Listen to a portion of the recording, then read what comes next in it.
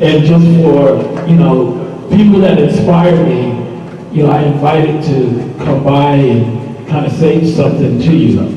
And I'm going to bring on one of my all-time heroes, Mr. Keith Henry. He's a branch manager of Merrill Lynch out in Bridgewater, New Jersey. And he's going to tell you a little story because he's inspired me because he comes from, I guess, Miami. And there's different parts of Miami. There's the rich part of Miami, and then there's the, what you call it? The poor part of Miami. So, Keith knows both sides, and I just want you to have an opportunity to hear from him. He took time out of his day, rearranged his schedule just to be here with you. So, Mr. Keith Henry. How y'all brothers doing? All right. I can be doing better. I know you can, baby. So, who all vote Jimmy the mayor of Labor Ready? The mayor of Labor Ready. All right, brother. Come on. Be CEO. There's always one in the crowd, isn't there?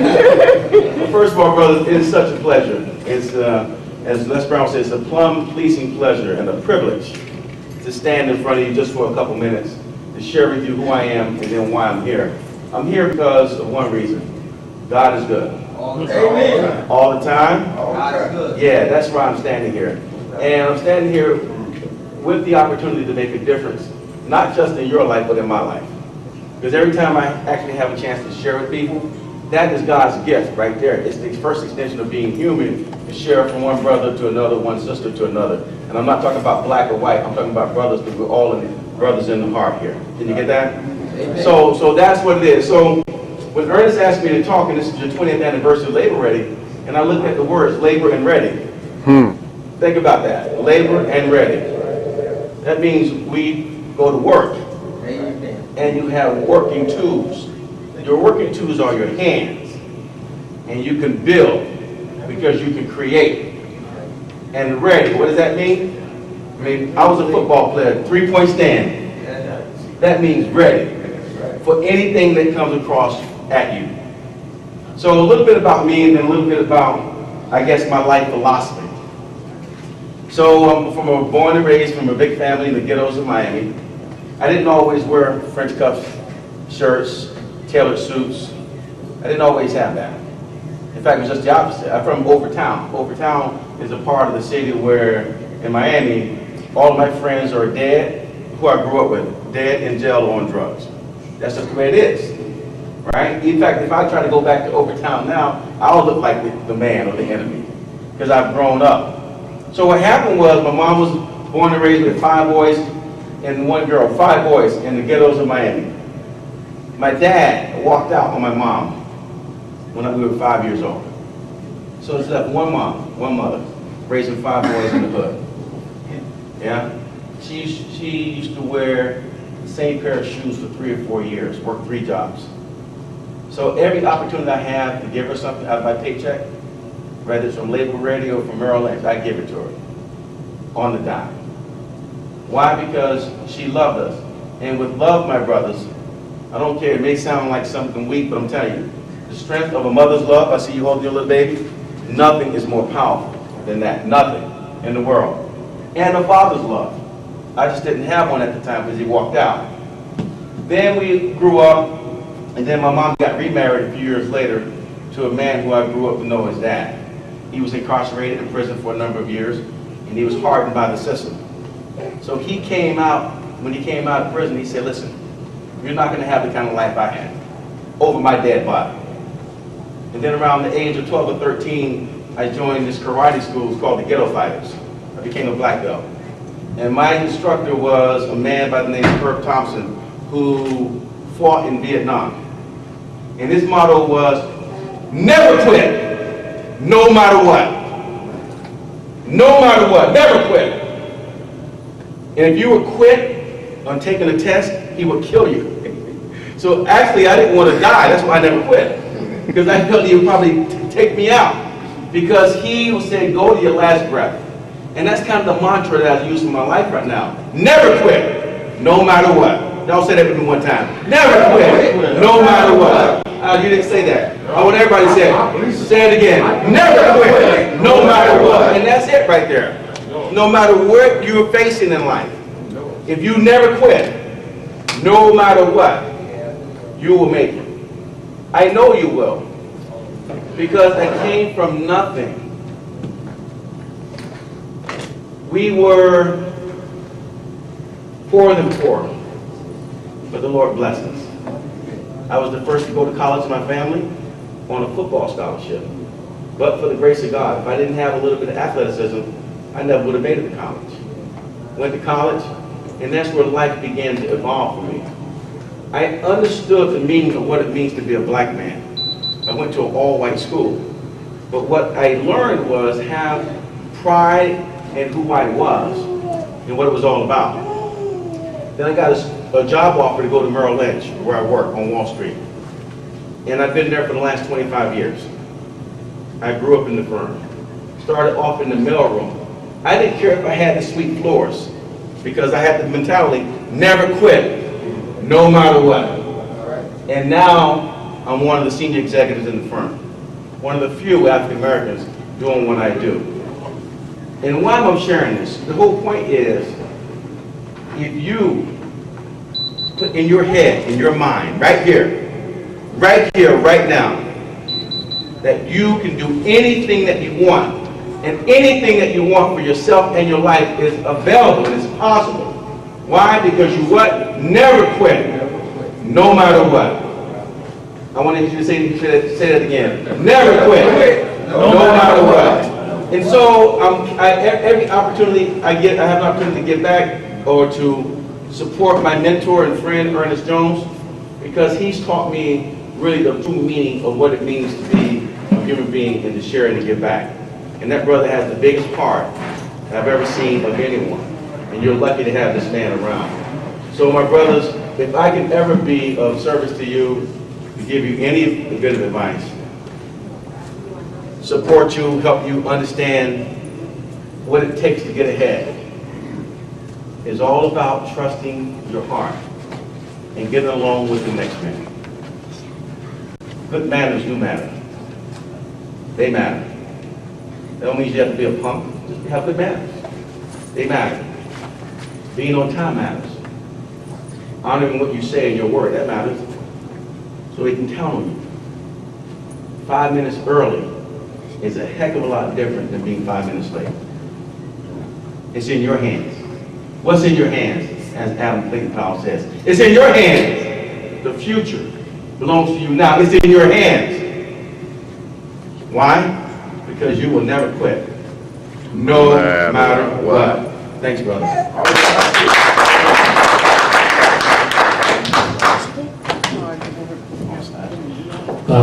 That was a tree, right? Yeah, in the back of that tree up, I have the pleasure to introduce you to one of my good friends.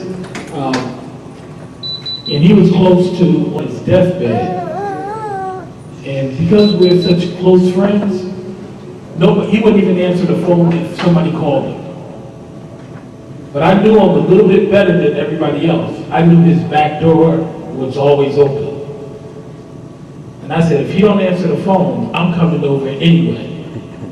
And I came over, he was diagnosed with Lyme disease, and he was ready to give up on life. And I said, I'm not going to leave till you get up and create something that's going to be worth your life. And I think he did. He created an awesome display. That model over there is Kenneth Gardner's creation. And he multiplied that model to a 9-foot model that is recognized now all over the world. So if you even Googled his name on the internet, Kenneth Gardner, you will find so many articles. And he took time out of his day, rode all the way from Manhattan to come here just to share with you on this 20th anniversary. So give a round of welcome to Kenneth Gardner.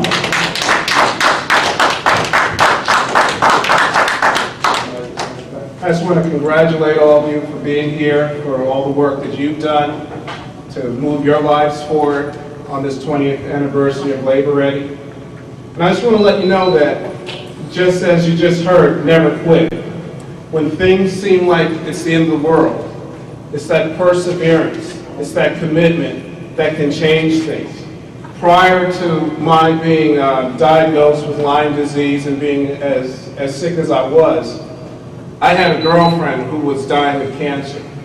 And I spent a whole year taking her to treatment, being by her side, not realizing I was sick myself. When she passed away and later I was diagnosed, my company went under, people I trusted, I had near me, friends, workers, stole from me. I felt there was no reason to even continue. Everything that I believed in came crumbling down. But there was still hope. And your vision begins, your whole life begins with a vision. And it continues with hope. And all of that is fueled by effort. And the most minimum, the smallest effort that you make is enough. That's all you need sometimes, to take one day at a time and to move forward and to believe and to rely on your faith. And you can change your life. A lot of people say that there's nothing that one man or one woman can do to make a difference in this world. But if we look at history, we would find that one man discovered the New World. One man stood on the steps of the Lincoln Memorial and said, "I have a dream." So one man can move the world. One man, a president, said, "We're going to put a man on the moon," when that seemed impossible, and it happened. And there are people all over this country, all over this city, that are working with every last effort they have to keep their families fed, to keep their kids in school, to change their lives. And it's worth every effort, regardless how things look. When things look like it was easier for me to die, it was more powerful to live. When I went and stood on the grounds of the burning remains of the World Trade Center, I was standing with the cane. I was still in a lot of pain. But all of a sudden, there was something that was bigger than me. And that was all the people out there who were hurting and suffering. And I wanted to do something to make a difference. I didn't know at the time it would be creating what would become the reincarnation of the Twin Towers, and become recognized as that. I just knew I had to do something, and it was bigger than my pain, and bigger than my suffering. And all of us, all of you here, if you think of what you can do, it might be for a child, it might be for a spouse, it might be for a family member, it might be for yourself. Just to make that effort, and to continue to make that effort, you'll see your life change. And you'll wake up one day and say, it's all been worth it, regardless of the way it looked.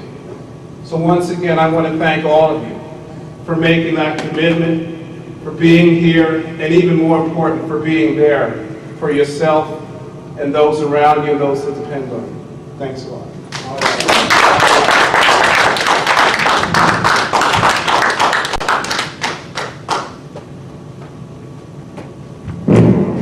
And nobody can win without I call it an all-star team. So I just want to bring our all-star team up so you can at least acknowledge them for the work they do. They get up every day to try to make a difference and get opportunities for you to go to work. So I want to bring up Silvia and Vanessa just to say something to you. You know, a lot of times you may misunderstand their intention, but their heart is to make a difference. They wouldn't get up every day to just come here if it wasn't to try to get you an opportunity to find a job or find an opportunity where you can move on. Labor Ready is not a destination, it's just a road to travel to a destination. And if you gain all of that, I call it knowledge or experience, and gather it up, it will pay off in the end. So, you know, can Silvia and I guess Vanessa come up? These are my customer service, my support team.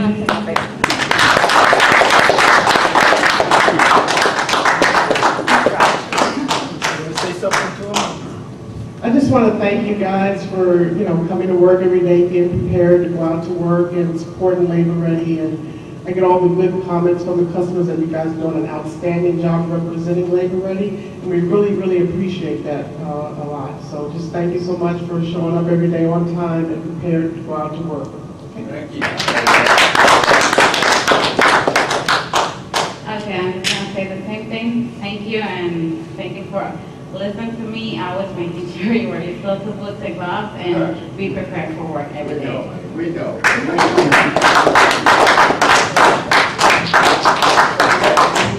Y'all all right. Okay, a lot of you already know Quentin McClendon. He's the district manager. So I'd like for Quentin, if you want to come up and say a couple words. Yeah, I got it. I got it. I'm not even sure I want to use this microphone.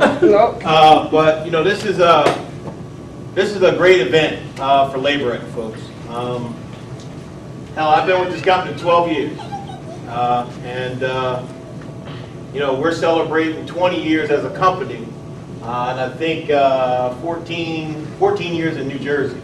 And I've been pretty much part of that, this New Jersey growing, contracting. We used to have 30 stores in New Jersey, now we only have 19. But this is my third stop today. I wish I could have went to every one of my branches and celebrated with every one of my workers, because on any given day, there's 300 to 500 of you making it possible for my family to eat. So I appreciate you. This company is about a pyramid. Everybody knows what a pyramid looks like, okay? Pyramids have been standing for centuries. And the reason they stand is because of the foundation of that pyramid.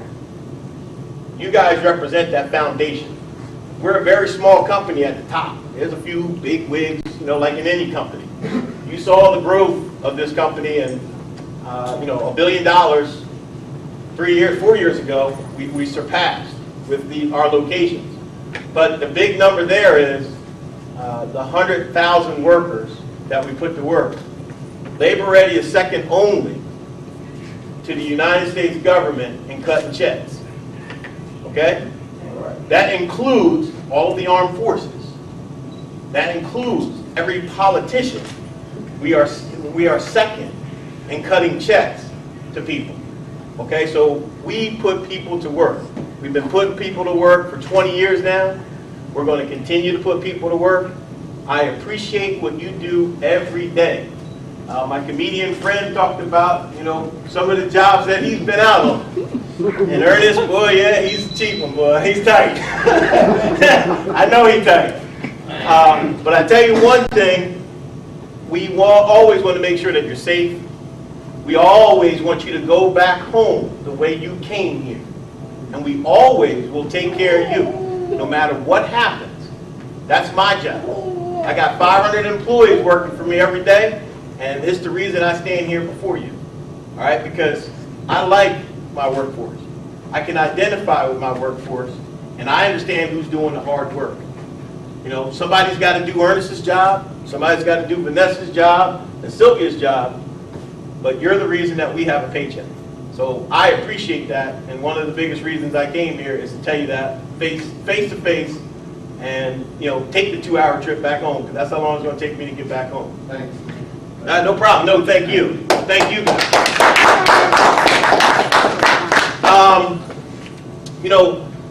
One thing, my little history with Labor Ready, I started when our company wasn't so good. I heard some people talk about some previous managers. In fact, I heard people talk about a lot of managers. Because we did have a lot of turnover at times. And we didn't have people that really knew how to take care of people. And our whole business is about people.